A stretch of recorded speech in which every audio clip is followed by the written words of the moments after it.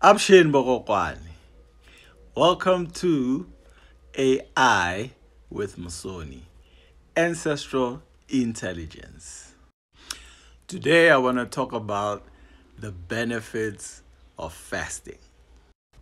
Today marks the third and the final day of my monthly 3-day fast, which I do during the time of the full moon.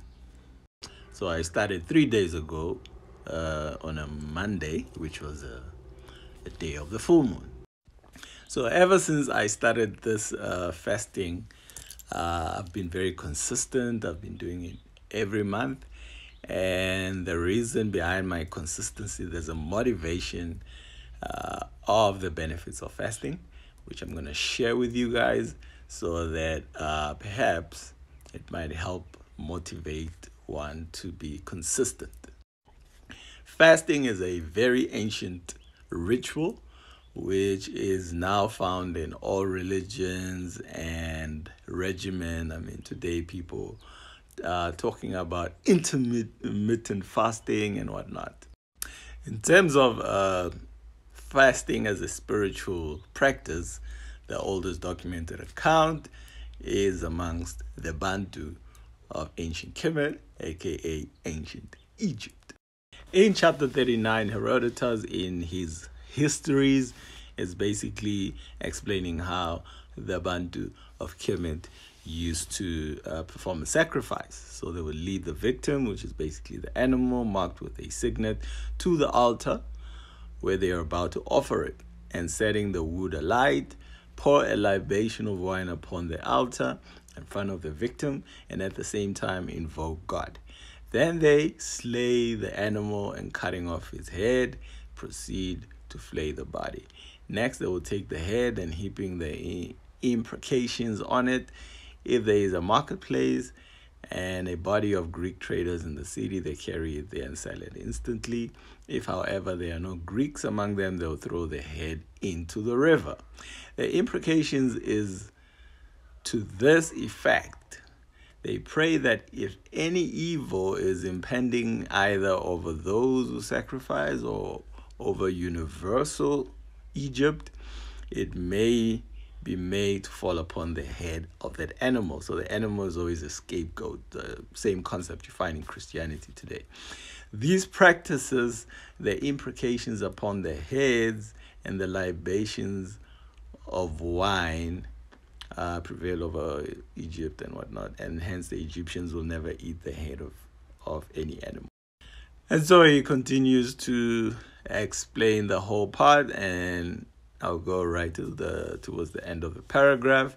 And he says, thus feel they burn the body, pouring over it great quantities of oil. Before offering the sacrifice, they fast. While the bodies of the victims are being consumed, they beat themselves. So I wanted to point out the part how fasting, the oldest documented concept of fasting in terms of theology or spirituality, is found amongst the Bantu of Kemet, and obviously these rituals, including that of animal sacrifice, have found themselves in later religions, Abrahamic religions such as Judaism, Christianity, and Islam. So the one benefit that I'm going to be talking about right now is not anything spiritual. I'm not going to be talking about that part. I'm going to be talking about physical benefits of fasting. And that concept is called autophagy, which is a natural self-preservation mechanism whereby the body removes damaged or dysfunctional parts of a cell and recycles other parts toward cellular repair.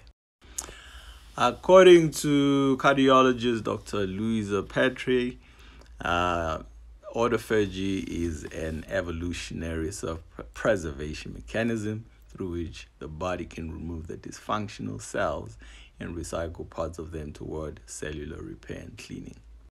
Autophagy basically translates to self-consuming. This happens when the cells in the body go into survival mode when they are starved, as an example.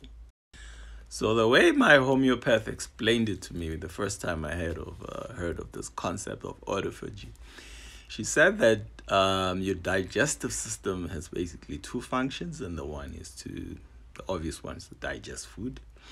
Other one is to replenish and restore the cells in the human body. And so when you are continuously eating, the body is busy with the one function and cannot really get to the second function. So when you fast, the body is no longer digesting food, and so it has a chance to start doing some housekeeping within your system. It starts getting rid of dead tissue and recycling it and repairing and producing new cells, basically kind of reversing the aging system, because aging is basically the damage or cells becoming old and dysfunctional. So that's one. You get brand new cells. You get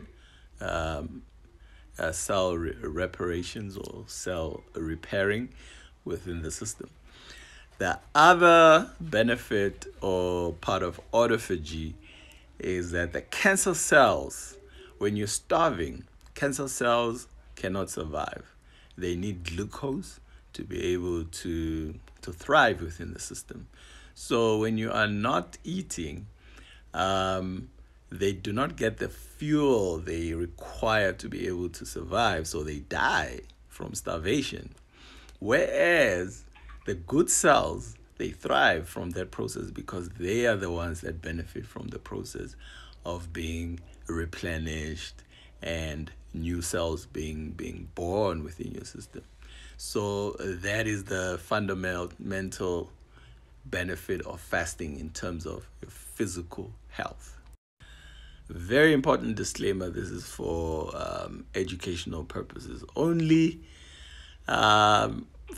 If you have any medical conditions, in fact, you should, or in any form of medication, chronic medication or whatsoever, you need to consult with your doctor, with your physician, before you go into fasting. There are certain people that are not physically are not equipped to go into fasting. So before you take this advice and run with it, talk to your doctor. That's it from me, Musoni. Ntukulu wabangoni ni Vandao. Thank you for visiting AI with Musoni, Ancestral Intelligence. And for more of these exciting videos and more from Ancestral Intelligence, do click the link in my bio and subscribe to my YouTube channel, where you'll be able to have access to continual download of Ancestral Intelligence from the cosmos. Peace and African power. My second question is, do you recommend a particular diet and fasting regimen? Fasting is good. Very good. Fasting is good. How often? Well, me, I like to fast. Because when I fast, I'm better for her.